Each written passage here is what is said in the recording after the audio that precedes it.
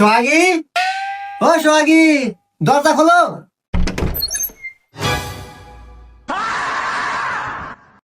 বউ, তোমার হাতে জাটা কে? এই ঝাঁটা দিয়ে তোকে ঝাড়ু দমু। আমার ঝাড়ু দিবে, আমার গায়ে তো ময়লা নাই। এই হারাম দাদা, তো কবে থেকে বলতে শীত পড়ে গেছে, আর এই শীত আমি থেকে পারি না, আমার অনেক কষ্ট হয়। এই যে কোনো একটা ব্যবস্থা করবো, তারপর ঘরে ঢুকবো, তার আগে তো ঘরে জায়গা নাই। বউ, তুমি আমাকে আর কতদিন সময় দাও, আমি একটা ব্যবস্থা করবানি।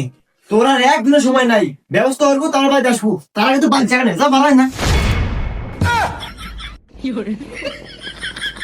বউ আমাকে গাড় ধাক্কা দিয়ে বাড়ি থেকে বের করে দেয়, এই কথা আমি কাকে গিয়ে বলবো? আসলে মান সম্মানের ব্যাপার।